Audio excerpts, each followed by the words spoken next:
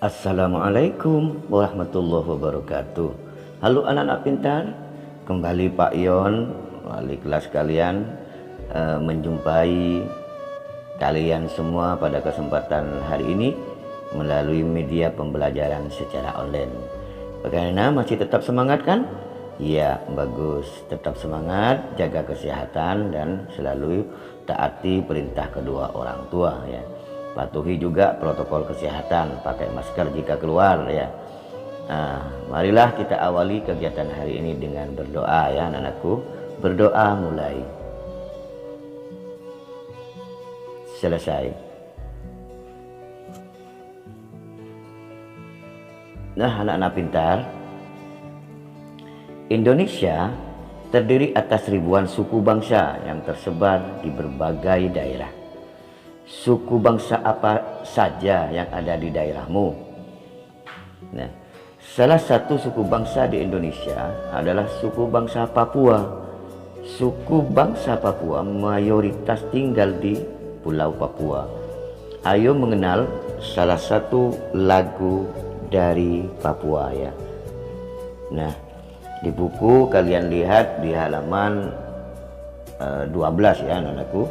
Salah satu lagu terkenal dari Papua adalah Apusi. Lirik lagu Apusi menceritakan kisah perpisahan seorang dengan kakeknya ya dan neneknya. Cucunya ini akan merantau di negeri orang. Marilah kita menyanyikan, Pak Guru akan menyanyikan lagu Apusi ini. Perhatikan ya. Apusi kokondao ya Rabbi sorendoreri of lenso baninima baki pasi arafabi aswara kwa arafabi aswara kwa. Nah, kira-kira seperti itu ya lagunya ya anak-anakku. Nah, mudah-mudahan kalian juga akan segera bisa setelah belajar bersama sebentar lagi ya. Nah, perhatikan, apakah kalian merasakan adanya perubahan tinggi rendah nada pada setiap suku kata yang Pak Guru ucapkan tadi ya pada lagu tersebut? Ada suku kata yang kita ucapkan dengan nada yang tinggi, lalu suku kata berikutnya diucapkan dengan nada yang semakin tinggi. Ada juga suku kata yang diucapkan dengan nada rendah, lalu suku kata berikutnya lebih tinggi dan suku kata berikutnya lagi semakin tinggi. Nah, perhatikan ini suku kata. Ada a, pu, se, ko, kon, da. Oh ya, perhatikan ini suku kata ya anakku. Ya, di bahasa Indonesia tentu kalian sudah mengenal. Nah, perhatikan nada itu. A, pu, se tinggi kan, rendah. Ko, kon tinggi. Da rendah. Makin rendah. A, pu, se, ko, kon, da. Nah, tanda seperti itu yang digaris oleh Pak Guru itu garis melodi namanya ya. Nah, baiklah anak-anak pintar, saatnya mengerjakan tugas. Di buku tema 7 ada ya. Nyanyikan lagu Apusi disertai dengan gerakan bebas. Kemudian kalian buat video, kirimkan ke WA pribadi Pak Guru ya. Untuk anak-anak yang sekarang ada di rumah, buat video dengan menyanyikan lagu Apusi itu, kirim ke WA-nya Pak Guru. Nah, baik, kita lanjut. Pada saat kalian menyanyikan lagu Apusi disertai gerakan, kalian melangkah ke kanan, ke kiri, ke depan, lalu ke belakang sambil menggerakkan tangan. Gerakan kalian tersebut melibatkan otot kaki dan tangan ya anak-anak pintar. Ingat, melibatkan otot kaki dan tangan. Gerakan melangkahkan kaki juga termasuk gaya otot anak-anakku. Melangkahkan kaki menyebabkan tubuh bergerak ya. Aktivitas bertukar buku juga seperti itu ya dengan temannya, merupakan salah satu contoh pemanfaatan gaya otot. Perhatikan gambarnya, Dengan memanfaatkan gaya otot, kita dapat memindahkan benda-benda ringan dengan mudah. Gaya otot sangat bermanfaat dalam kehidupan sehari-hari ya.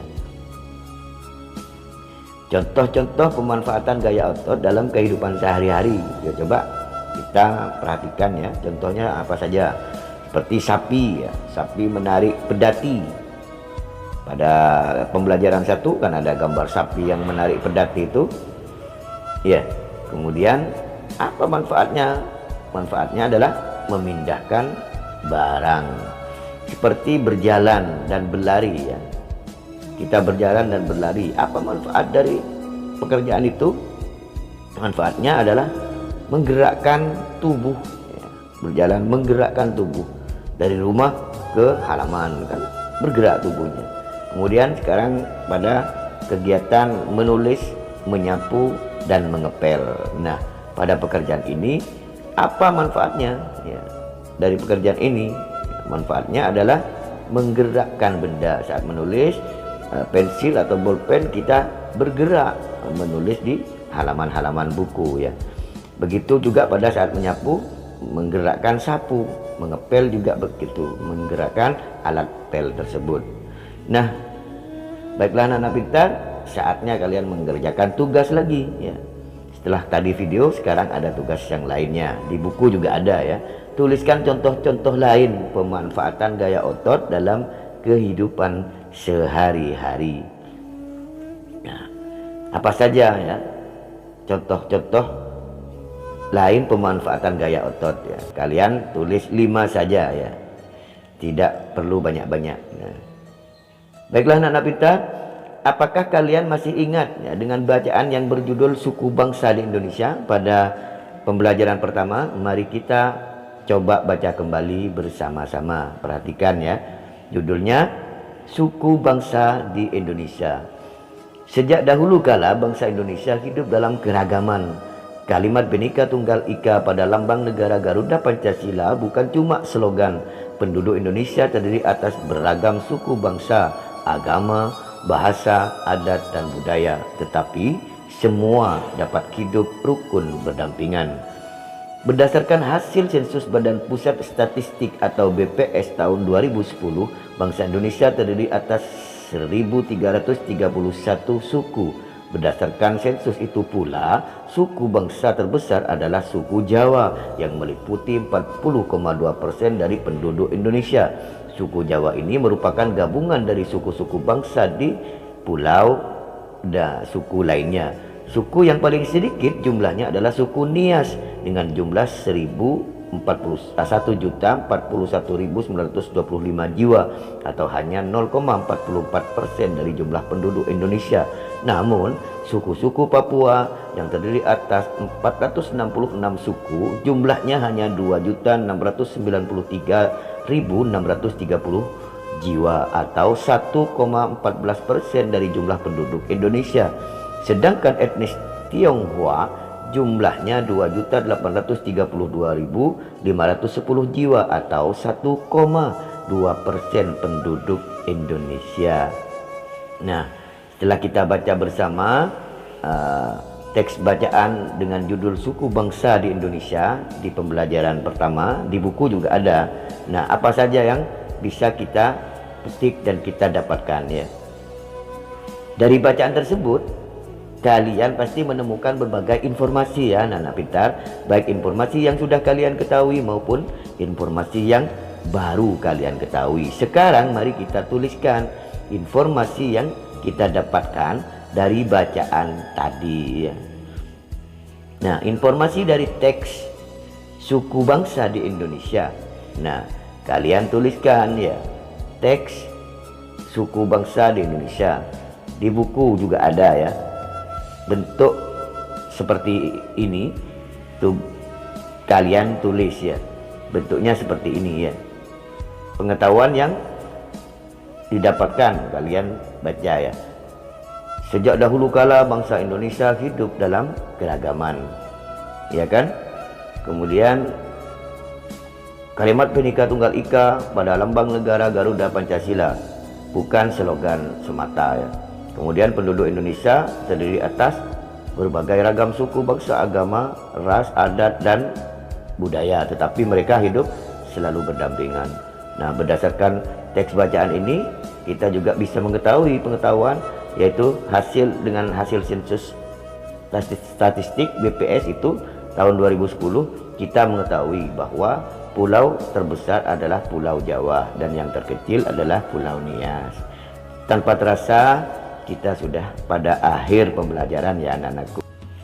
Nah, sekarang saatnya Pak Ion undur diri, dan mudah-mudahan kita ketemu lagi besok pada pembelajaran online bagi anak-anakku yang kesempatan tidak tatap muka. Demikianlah ya materi pelajaran kita hari ini. Satu pesan dari Pak Ion, membaca akan membuka jendela dunia. Perbanyaklah kalian membaca agar kalian lebih banyak tahu. Akhir kata dari Pak Ion, wassalamualaikum warahmatullahi wabarakatuh.